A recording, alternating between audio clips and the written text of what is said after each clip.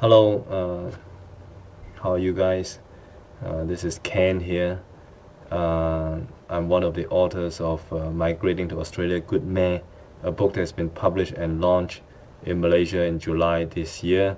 It's selling at 25 ringgit in all the major bookstores, MPH, Popular, across Malaysia and Singapore. In Malaysia, it's selling for 25 ringgit. Not so sure about in Singapore. And you can also buy our books online. You can go to Gerak Budaya, GERAKBUDAYA.com, or you could go to mphonline.com to buy it electronically. Today, I'm going to talk about 3 tips of finding your first job here in Australia. First tip is type up the letter. Print out the hard copy with 2 sheets of paper maximum, put in an envelope, put stamps on it, and post it to the person in charge. And that will set you apart from the rest of your competition, because everyone is applying electronically.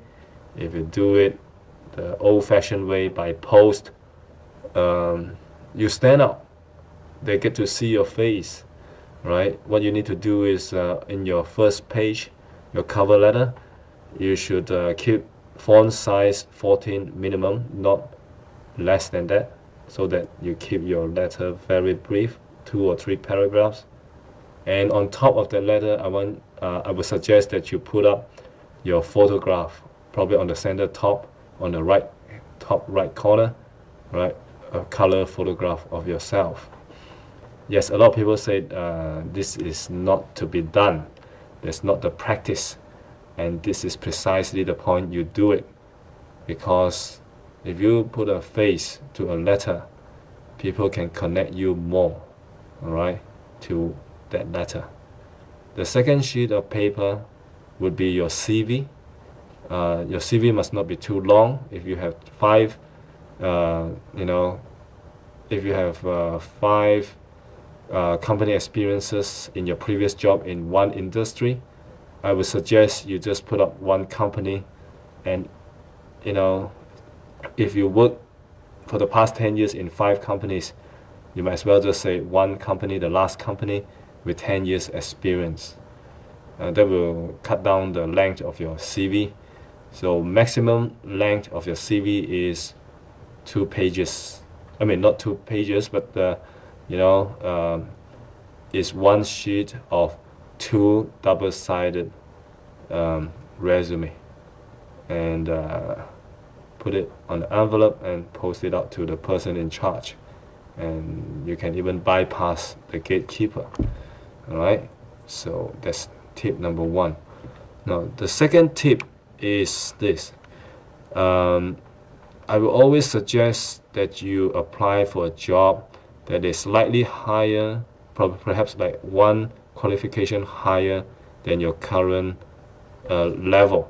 What do I mean by that?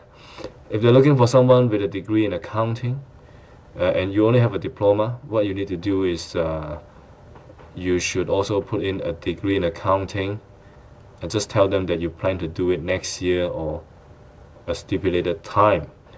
So what do I mean by that? That means you want to create another section for your qualifications. Normally, qualifications, only have 1 section. We're only talking about qualifications that you have attained. If you open up another section, you will say that qualifications currently being pursued, or qualifications currently being pursued and to be pursued. You are actually making yourself legitimate in writing something that you don't already have. And you're not lying, because hey, this is a section that talks about future qualifications that I'm planning to get. And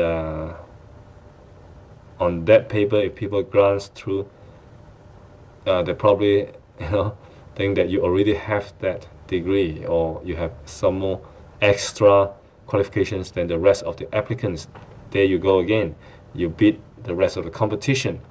Well, it might not be the actual case because you haven't got that qualifications yet, but at least probably when they notice it, you're already in the interview, and you can make explanation then, or you could say that you're someone who always like to plan ahead, so you believe that by disclosing your plan, you're giving them more information on which they can make the decision whether to employ you or not. So try that. Now, the third suggested tip would be this. First job experience is always the hardest to get, but it is precisely what they want, a local Australian experience. All your experience in Malaysia or overseas, outside Australia, they will tell you it's not relevant, we don't recognize, you have to start from the bottom. So what you need to do is you want to get a local experience, but nobody's going to give you that chance. So the best way to do it is go and get a volunteer job. Alright, so for example, I was looking for a teaching job and I haven't got any local teaching experience here. I went to an organization called AMES, A-M-E-S, Adult Migrant Education Services, that actually offer a lot of volunteer English teaching, English tutoring to refugees, new migrants, adult migrants, so that they can, have some basic English skills to look for the jobs they want. And I work there for free as a volunteer. They give me the necessary training, and then they send me to an Afghan family near my house. So I've been teaching them for almost 2 years, and after the first 10 months, I actually get the staff there to write me a testimonial, right? A letter, testifying that I have been working there for the last 10 months. Right, now some of you might be thinking now, like, in some job advertisement, they will have 1 or 2 lines that says that volunteer job experience not recognized. They only recognize paid work experience. So these employers are getting smarter. They know that a lot of new migrants, what they do is they actually pay money to get the volunteer job experience. Actually, you don't have to pay money to get that volunteer job experience, number 1. You don't need to do that. Number 2, they say they don't recognize, volunteer job experience. Now, personally, I think you should just go ahead anyhow, because it is just some rules that they stipulated, for the applicants. It's not law, so really nothing wrong with breaking some rules here and there. And if they don't like it, they don't call you, nothing to lose, right? If they don't realize that you broke the rule, they overlook the fact that that experience is actually a volunteer experience, and later on in the interview, during the interview, they found out that you have actually broken that rule. So be it. It's too late. You're already there. You use your charm, your charisma, or whatever rapport that you have built with that person over the last 15 minutes to explain, right, in your best ability. Tell him that, well, nobody's going to give me a chance if I follow every rule. I don't think I will get a job, So that's why I did that.